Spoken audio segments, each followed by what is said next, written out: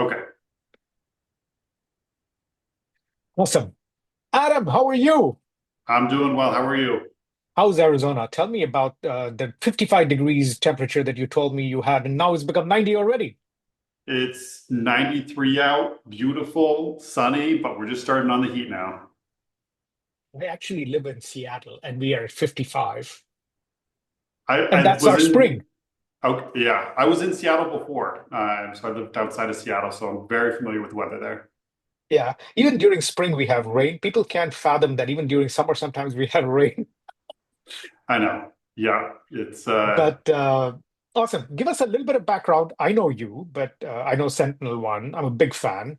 But give us a little bit of background. How did you get into your marketing role before you got to Sentinel One? Give us a little bit of a history and context, and what drove, or what are the fundamental things that you have in your head about marketing that drove you to the position that you are right now? yeah, and I've had a number of adjacent roles throughout different organizations for a number of years. A lot of my experiences come from the realm of pricing and go to market. How do we actually put packages together and sell products to the market? And I've worked in a number of industries, whether it's data storage or cybersecurity, really from that perspective. Uh, Pricing is one of those interesting roles where really you can live within a number of different organizations. And depending on the company and the market you're in, it makes more sense to live in one place than the other. Yeah. Uh, in my career, found it particularly relevant in the SaaS industry, specifically within cybersecurity, when it was part of the marketing function, right? And we were able to really use our packaging as a way to tell our story to the market. Hey, we've got all these products.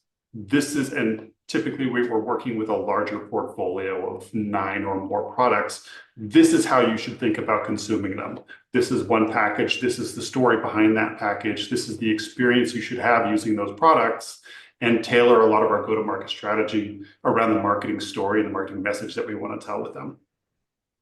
So that's very specialized, right? The number of people, that's unique. That's pretty unique because I don't know that many people in the world that only focus on pricing and packaging. Uh, well, there are lots of pricing and packaging in B2C companies and consumer companies, of course. But the interesting question I have is, if you remember a couple of months ago, Sam Altman, the CEO of OpenAI, he introduced a new product at $200 a month. And I think that was their top of the line Yep. package or whatever you want to call it. And the next day, he said, we priced it wrong because there's overusage. Now, if you were in that position, you're going to get creamed by the CEO, I'm pretty sure. But the CEO himself said, oh, whoops, we got the pricing wrong. Walk me through the thinking that goes into pricing and packaging. At what level does having someone like you with such a long expertise and deep expertise in pricing and packaging make sense? And how do you think about that process? What did OpenAI do right or wrong to get to the point of saying $200? Oops, sorry. My first reaction when I read that was, is this a marketing stunt? Is this create some urgency to get a bunch of users because they know the price is going up in the future? That was my gut reaction when I first read that. And if that's the case, like kudos to them. That was really clever. Uh, yeah, going into pricing decisions, I mean, one of the core things you want to do, and not that it informs your pricing, but you want to be aware of where your costs truly are going to be and what the usage of your product will look like. With AI, I think we're learning more and more that in some cases, we don't fully understand what the customer usage will be like until it's actually out there in the wild. And I think for part of that, right, you can leverage pilots, you can leverage a bunch of other tools in your toolkit to be able to get a better understanding of what it will be like once you prime time launch and once it's out there in the wild, to really get that full understanding of what actual customer usage will be like and the underlying costs associated with that. I think we're in a world now where most pricing professionals that you talk to, especially in the enterprise software space or in the AI space, they're all going to echo the same thing. Like, we don't do cost plus pricing, but it is something that should be a consideration as you make your decisions for, hey, we want to price based on value. What does that ultimately look like? right? And there's a number of scenarios where, yeah, maybe you've taken that initial frame of thought and you're considering pricing, but maybe it's the way that you're charging that the usage scales beyond where you anticipate, and your costs your costs scale faster than any price increases from there. So maybe it's like hey, we launched a one-time flat fee unlimited usage plan, and oh my gosh, everybody uses a lot more than we initially anticipated. Scenarios like that, there can be some repercussions, and you want to go back and rethink your pricing, whether that's change how you do your pricing or change your actual price point. Talk to me a little bit about one of the things that I keep hearing from a lot of people, as you correctly pointed out, cost plus pricing and then value-based pricing are the two things I've heard for the longest time, 20 years, and we've been hearing Hmm. about this. And there's this new thing coming about, which is outcome-based pricing. And there is a lot of influencers who are talking about it, and people are saying, "Oh, this is going to happen, and that's going to happen," and people are going to price by the number of sandwiches you eat as opposed to the cost of the bread, or whatever the case might be. Correct?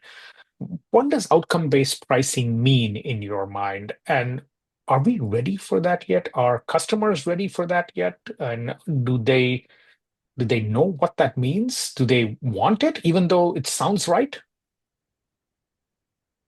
It's the way I view it is really it's an evolution of value-based pricing, right? Value-based, you measure your pricing based on the anticipated value delivered, and as an organization, you try to set your price in alignment with that value or some percentage of that value.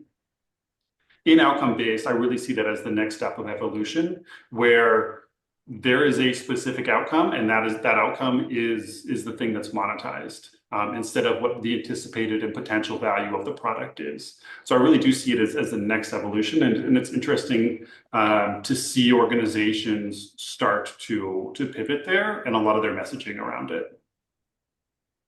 Tell me a little bit about, let's focus a little bit on Sentinel One itself, right? You've been here for a little bit of time, and Sentinel One overall, for people that don't know, just to give you context, Sentinel One is a cybersecurity company.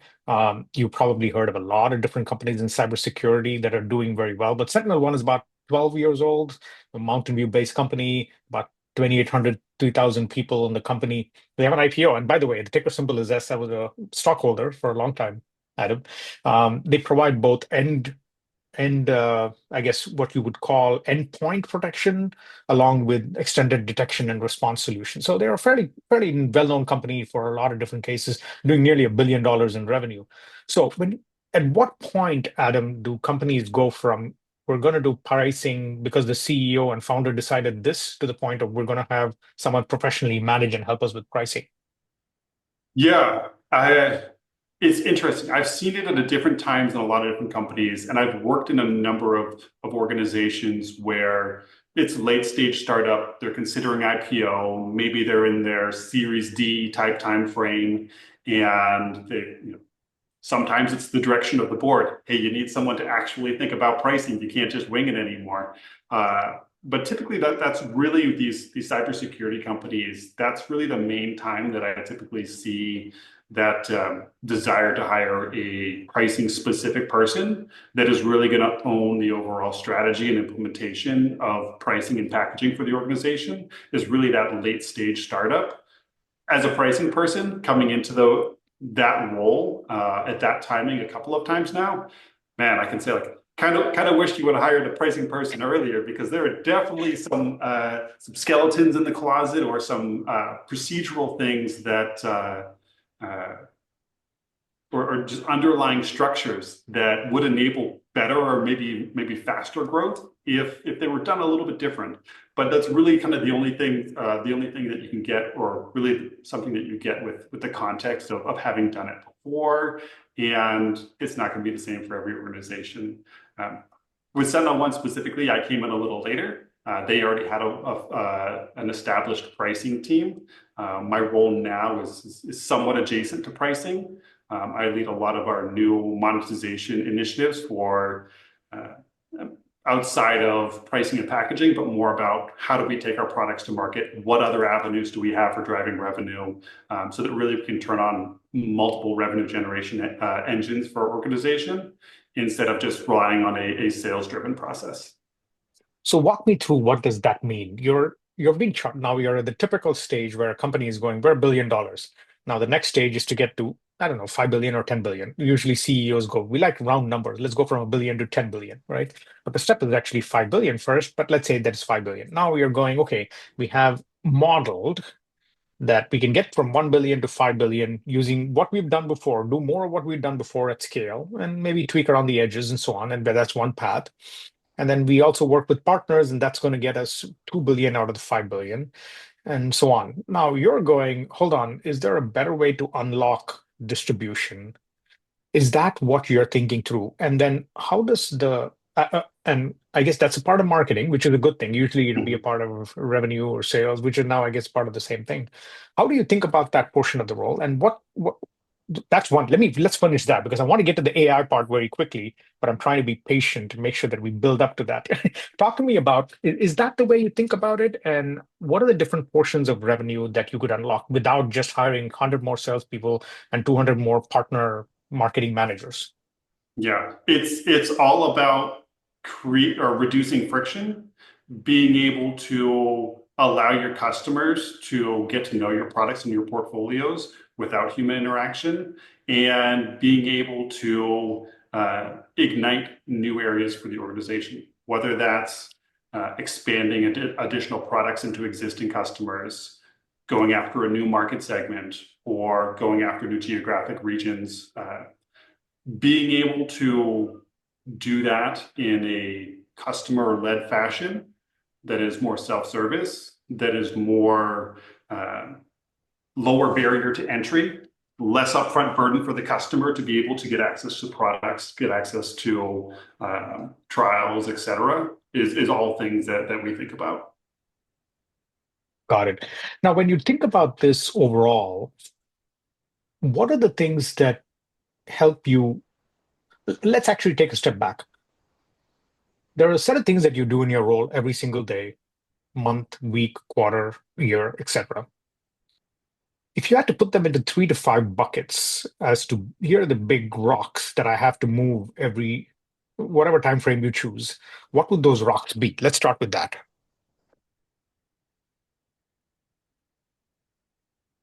I would say one of them is improving customer experience. And I think that's a perspective that anyone in any organization should have as one of their big rocks. Whatever role you're in, you should be thinking through the perspective of how am I improving customer experience with our products and interacting with our sales teams, et cetera. The other, I would say, is making it easier to do business with the organization, whether that's directly with customers, through your channel partners, or through any other avenue. You want to make doing business with your organization as easy as possible. Uh, Other than that, I think there's some of the big areas that I focus on are where we're underpenetrated, where we have opportunity, and where we resonate well with the market. I think when you get some of those things to align, that can really help you export or increase your growth and see sustainable growth with that as well. Do you have a team that works with you, or do you tend to be more of a, I've got to work with this on my own and then provide this to a team that goes and implements all of this? Yeah, I have a team of my own, and we work very cross-functionally across the whole organization. Uh, Depending on the project, some of it we'll tee up ourselves and run, sort of special projects, go as far as you can, and then, maybe launch a pilot, but then pull in some of the other resources across the organization to more formalize it once you have proof points from your pilot. Other than that, it's very much working cross-functionally, making sure that when we launch something and or when we make a change in the market, the whole organization can be behind it, and we have support from sales to marketing to the operations and the internal teams as well. Okay, so now let's get to the fun part of AI. Talk to us. I'm assuming you use all the usual suspects, Gemini, ChatGPT, Claude, whatever, pick your LLM of the day. Mhm. How have you used it? Walk us through what does your usage of it look like? Are you more of a co-pilot and Microsoft and we're going to use it that way part of a person, or are you no, I'm going to do it on my own separately using ChatGPT or Perplexity or whatever? Yeah, and I think probably like a lot of people, it's evolved over time as I've learned and gotten more familiar with the tools and which one's good for what and ultimately like what how it fits in with my with the flow and the stream of my work. And of course, like I've had a bunch of learnings from just playing around with AI in my personal life outside of work and really been able to like within my personal life, kind of launch some cool projects Yeah, and do very some cool nice. things with AI that really helped me learn some of the foundational things to be more confident using it at work and in a working environment. But I would say generally for how I work with it is I use it as a complementary service, and primarily right now, like I use a lot of ChatGPT and I use a bunch of the tools within there. Um, I use it in a number of different ways. Some of it is, hey, I just came out of a meeting. I've got a lot in my head. I've got a big pad of notes, and I want to just kind of dump it all into ChatGPT and say, like, hey, can you help me summarize this? Put it in a formal update, something that I can send out, or just a cleaner version of my notes to store for myself. Helps with a lot of external communication as well. And then sometimes, I'll use it in the sense where I've got an ongoing project. I've kind of been logging a bunch of thoughts in there. And then I go back and sort of fact check myself. Hey, if I were to make this change, what other areas would it impact? And it really helps me to flush out ideas and know all of the kind of knock-on effects potentially sometimes when you're considering a new change. So you're using it as a combination of personal productivity and also being able to be more efficient, right? Are there certain parts of the role that you're currently in that you see AI just completely doing a better job than maybe a human would do? Yeah, I think as these systems evolve and as organizations get more comfortable using them, I think the role of AI is definitely going to increase within the organization and potentially replace some roles or repurpose some roles. Uh, Things, potentially like data analysis or being able to, track the results of a test or a pilot we're running, or even create potentially some of the content or communication around a pilot. I think there'll be maybe human review of those, but I do see them taking over potentially more and more of that space. Yeah. No, I think the interesting part is I was talking to another CMO. He was at a cybersecurity company, lives in the Bay Area, and now Service Center is the name of the company, and he's the CMO of Service Center. Service Center is about over 100 people got acquired by Fortive for about a billion five in 2021, I think.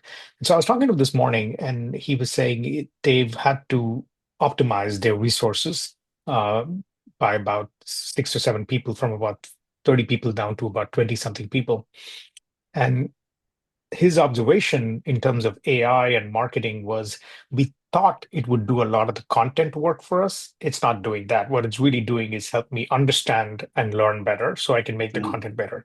We thought it would give us a better personalization mechanism to be able to make it more easy for us to be able to personalize by user.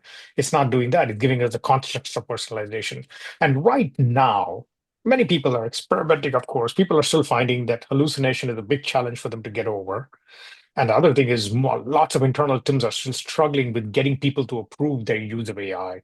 So very similar to you, a lot of people are using it on their own, but using it in a company application or company basis is still like, okay, we're not ready to do that yet for whatever reason, right? Making individuals more productive obviously a lot more. But getting it into using it for the company to be able to do something like this has been much harder.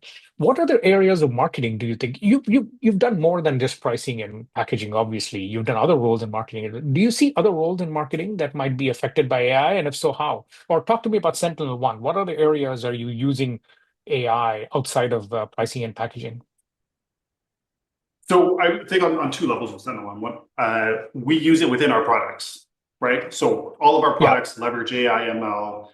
We've got an LLM for our product as well that is resonating really well in the market, and we're seeing a lot of growth there. And really, like we're hearing very clearly from our customers that it's helping to up-level their SOC analysts and really increasing the efficiency of their teams. But internally, we use it in a number of different ways. I think the most prevalent is a lot of individuals experimenting with how to be more productive at their individual jobs.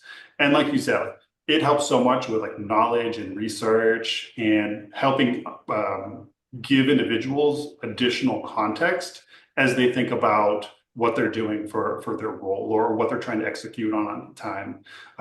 Things like business casing, being able to help get an understanding of what good industry benchmarks are, correlating across a number of different data sources in a single search is just a super powerful tool. And I think for right now, a lot of organizations are really in a state where it's individuals experimenting with some guidance from the organization, some training from the organization for how they can be better, how they can empower themselves. It's sort of a superpower edge job. Yeah.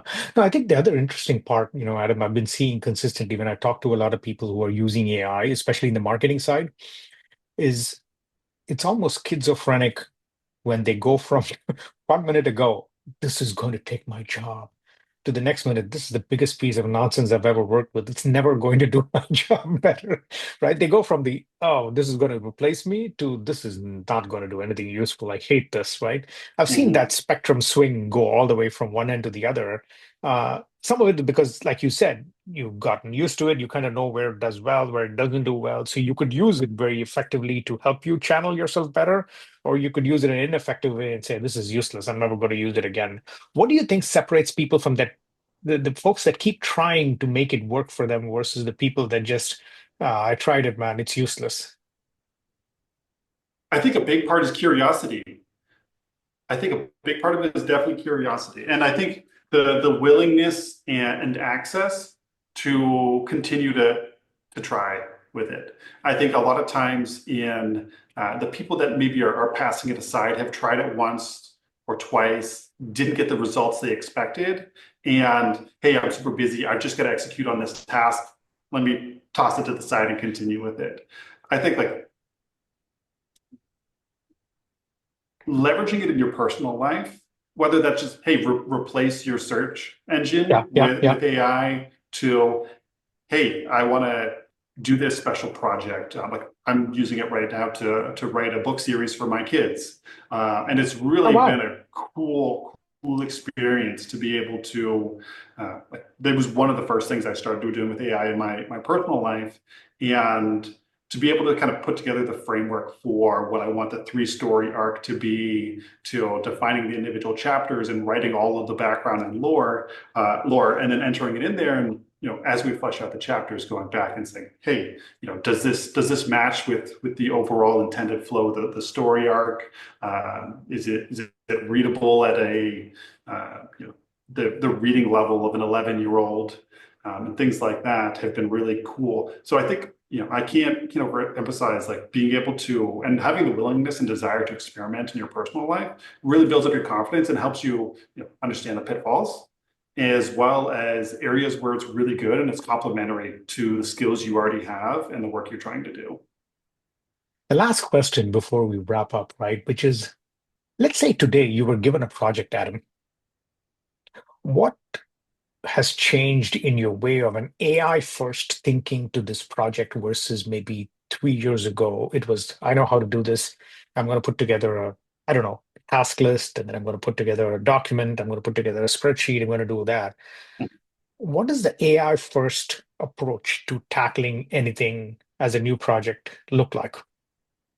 Yeah, I think it starts with the research. So the amount of efficiency I've realized in just my initial research, I'm starting on a like let's say I'm starting on a new project in maybe an area where I already have a good understanding or it's something new to me, like being able to start on that and then run a query on the side that says, hey, help me pull some industry benchmarks for what some good metrics are for this, given all of these parameters. I'm in this industry, this type of company, we're selling to these types of customers. Like, who's done it really well? What are some of the learnings I can take from them? And then what are some industry benchmarks that I should be measuring myself against? That research aspect of it is super powerful. And it runs alongside you as you build out these projects, as you're developing your plans, and then once you take it to market, and then throughout that, being able to almost use it as a sounding board as well. Uh, Plug your ideas in, get feedback, ask how it fits with the broader project that you're trying to launch. So really interesting insights from there for the yeah, maybe you would think of in your normal job, but having that kind of second, it's almost like a second person working with you, a new teammate that you can work with. It's been a really cool and interesting experience. And it's a teammate that knows a lot more than you do, but also is a lot more stupid than you do in some cases, right? I have some interesting stories from what I just kind of experimented with it to learn in my personal life that like some of it it kind of needs some logic redirection. But no, it's cool to kind of learn the parameters of where it's at today and You know how it can this help you. this TV series, The Big Bang Theory. Oh Sometimes yes. sometimes I feel like most of the LLMs are like Sheldon Cooper, super smart, but socially the most awkward thing ever, and invariably gets something wrong because it thinks it's right, right? It Hmm. can't never admit that it's doesn't know or it doesn't have enough information. It's like, yeah, confidently, I think this is the way to do it. And you're going back and saying, I just told you this is not the way to do it. Oh yeah, you're right. Sorry. I'm like, come on, man. Yeah, absolutely. I have like a ridiculous story about AI, and it's ridiculous because the prompt is ridiculous. But it was interesting to see the AI work through it. My wife years ago was, I guess probably 2 years ago, was trying to get us to convert to using all cast iron skillets for our cooking at home. Yeah, yeah. And one of the major health advantages is that your food has more iron in it when you cook it in cast iron skillets. So I would always ask her, like jokingly, right? This is an inside joke between us, like, why does it have more iron? Oh, it's coming from the pan? Great. So we're slowly eating our cast iron skillet. And like, I guess technically, like, because you're leaching iron from it, it's true. So I was just, prompting AI and say, like, hey, what are the advantages of, Cast iron skillet. cooking Yeah. cook cast iron skillets? And it's like, great, more iron in your food. Where does that iron come from? Oh, it comes from the pan. Great. So you're slowly eating your pan. Well, yeah, technically you're slowly eating your pan. All right, how long would it take to fully eat a pan? And like went down this whole like logic stream based on the weight of the pan, et cetera, et cetera. How do you optimize that so you can eat a pan as quickly as possible? And it kind of gets to the point where like, all right, wait, you're using the entire weight of the pan and the entire mass of the pan in your calculation for how long it will take to eat. Once there's a hole in the bottom, you can't continue to cook with it. So we should really be looking at the surface area and the mass of just the bottom and not the sidewalls and not the handles. And it's like, you're right. I didn't think of that. So we redid all the calculations, and it turns out you can do it in about 24 years if you really optimize it for cooking with acidic foods and as soon as you get a hole in the bottom.